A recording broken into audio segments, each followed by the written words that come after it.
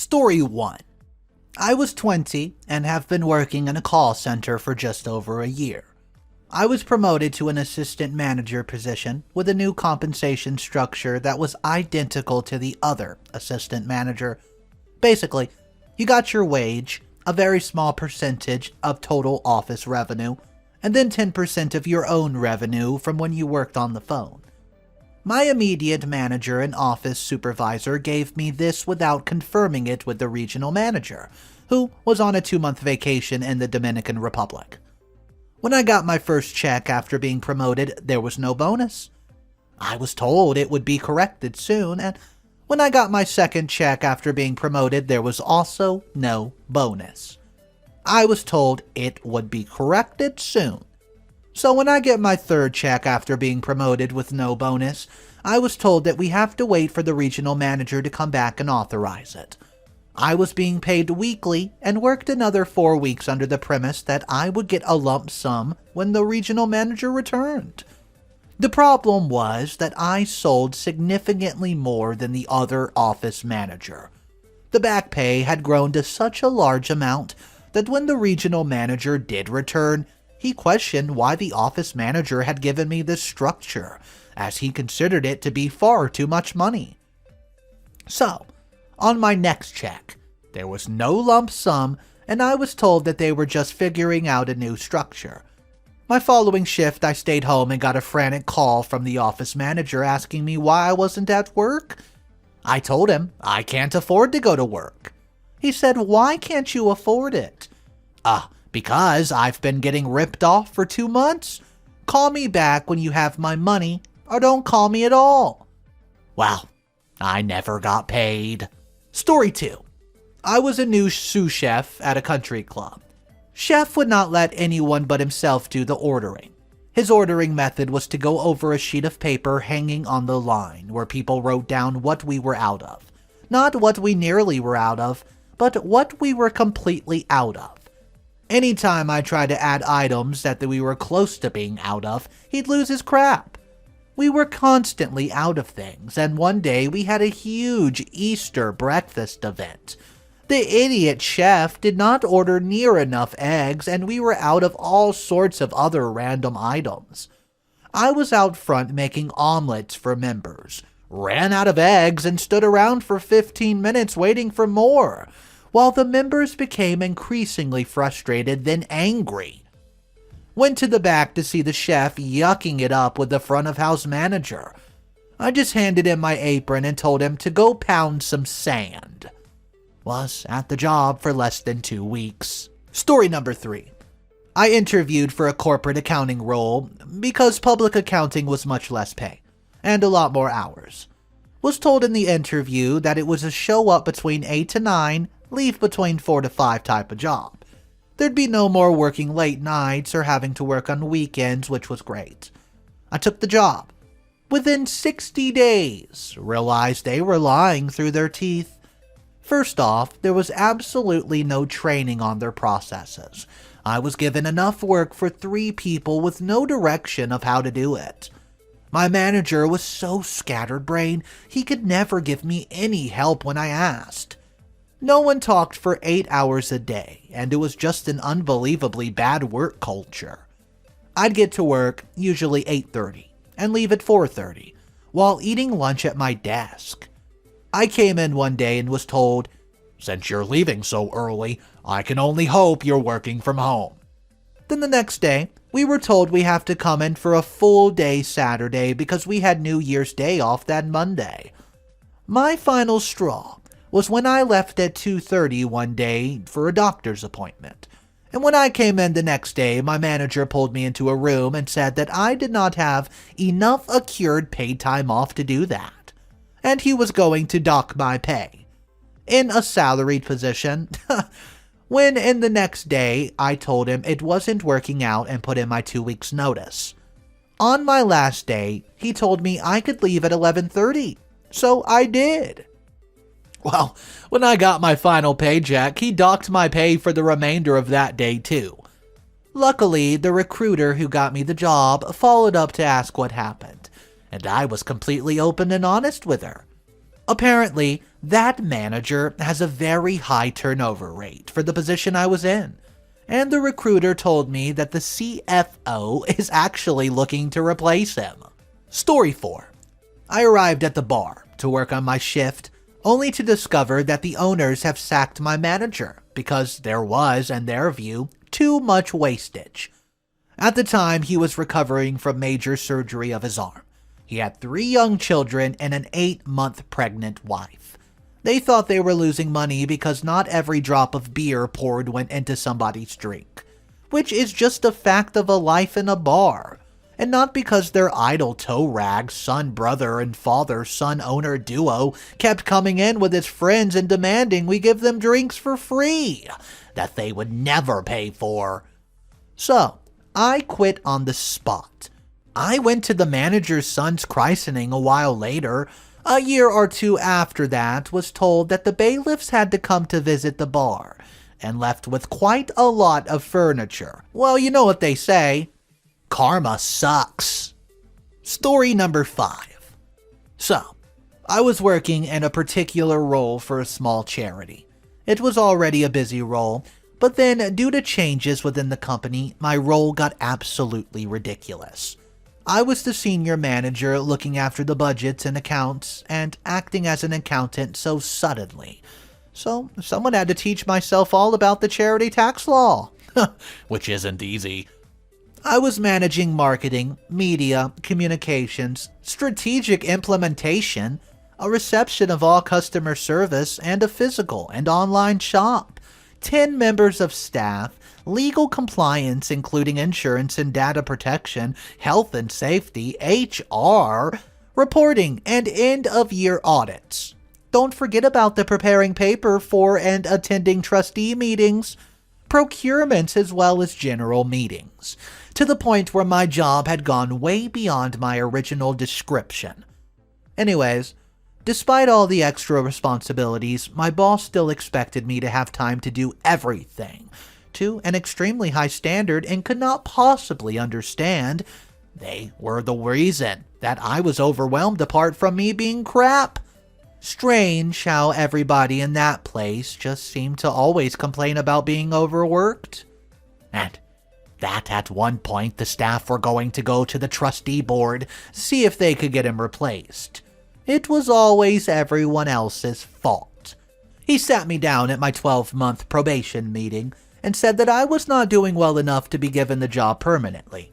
So he wants to extend my probation by another 3 months, in which time he must see improvement. And what did I think I needed to improve?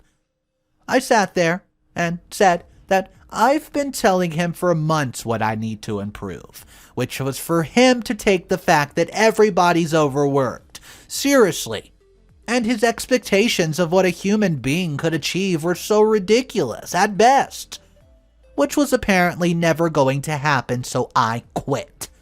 He said he didn't want that. I said I did, and I quit. It had been on my mind for a while, but that just seriously pushed me over the edge. Apart from me wanting to stay, to go to the probation hearing and let everyone in HR know exactly what he was like, but I was just so done with the whole thing. Guys, it turns out to be the best decision ever. I now have an amazing job I love for a different charity that actually values what I do, and it feels great. Story number 6. My boss had my crew and I cut corners on a job.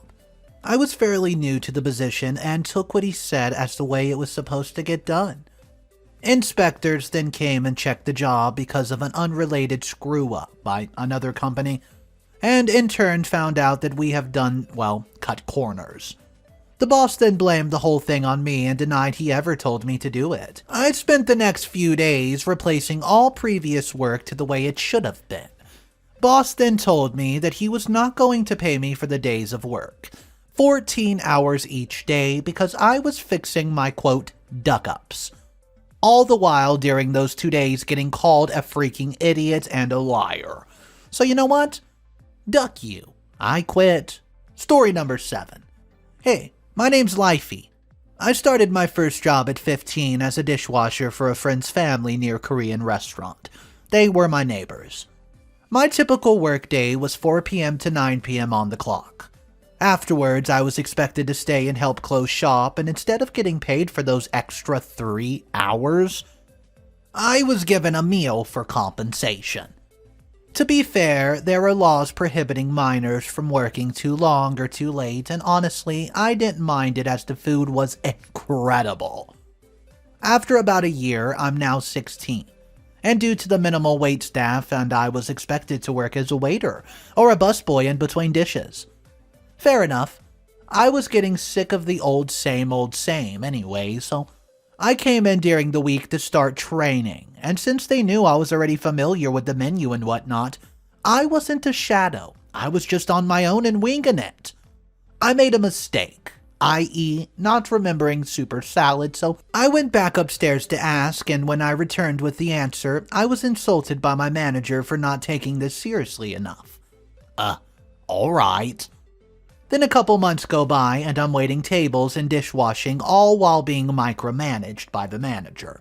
Well, one weekend, a Mardi Gras parade was being held downtown where the restaurant's located, so it'd be easily one of those busiest day ever scenarios. I was scheduled for 4 to 10 p.m., but they asked if I'd come in the morning around 8 or so. About an hour or two into my new shift, there was a mountain of dishes I was being expected to maintain while also waiting tables. So, my manager walks into the back where I am and the dialogue goes as followed. "Lifey, what are you doing?" I'm washing dishes." No. Go ask table 6 if they need refills." Yes, ma'am." So, I walk out the back into the front of the store while she's tailgating me and pick up the pitcher of water. As I pick it up, she asks, "Do you even know what you're doing?" At this point, I'm pretty fed up and kindly respond with, "Yeah, I know how to pour water." She didn't like that and told me that I need to look at her with respect, and that if I didn't like it here, I should just leave. So, I left. I left them with a mountain of dishes and thirsty customers. Know your worth. Story number 8. Was volunteering in a local charity shop at the weekend. As it turns out, most of the non-paid volunteers were conscripted from job seekers or community service or whatever. They had to turn up to get their welfare payments, etc. Anyways, I'd been there about 6 months. It was hard graft at times, moving sofas around the shop, up and down 3 floors. It was a nice sunny day and I was taking my lunch break out the back sitting on a sofa at the loading bay door, in view of a public car park, eating a sandwich with my feet up on the railing. All of a sudden, some woman who I've never seen before starts waggling her finger at me like I'm a naughty kid, then shouting at me in disgusting tones saying, "Get up, young man, how dare you?" She kept ranting and I'm like, who the heck is this? She can get ducked. Slowly, I get up and move inside. Turns out she was the area manager. She made me so mad I didn't really have an issue with what she was asking. It possibly didn't give a good impression. It was the way she was speaking to me I had a problem with. I think she thought I was the typical conscript who could just be abused without recourse, as they had to stay there and take the abuse in order to get their payment. Some customers in the shop heard how she spoke to me, and they backed me up, so I knew I wasn't crazy. I told her she could stick my volunteering and go to heck. Never went back. Made me think, why should I give up my free time to help this chick on a fat salary hit her target? I doubt she had a charitable bone in her body. I wrote a 2-page letter of complaint to the head office, but never did send it. I kind of regret not sending it. Story number 9. I used to work at a Dollar General. I was about 5 months pregnant at the time and had a lot of tailbone pain. I normally worked freight because even though I was pregnant, I was still the most efficient at it. At some point, my manager had gotten into a serious car accident and couldn't return to work for a few months. This basically promoted our assistant manager to manager. Dollar General does inventory once a year for each store, and it's pretty much hell. The only good part about it is that you don't get a truck that week, so there's no freight to put up. The bad part about it is that you get a huge truck the next week. So, We get through the inventory, and the next week we got the huge truck as expected. I ended up having a scheduled conflict due to an appointment and wasn't able to come in during the day on a Thursday to put up the freight, but could come in that night or another day. So instead of the assistant manager letting me do that, she just took me off the schedule completely and never replaced me with anyone. All while we have the biggest truck of the year. It was pretty obvious she was doing it pretty much, so I called the manager bawling my eyes out, because it wasn't the first time something like this has happened. You know who got yelled at? I did. I was 5 months pregnant, put up freight, even though I was in a lot of pain doing it. It was the hardest work there. And the assistant manager was being petty. So I was fed up. I clocked out for lunch the same day and never went back.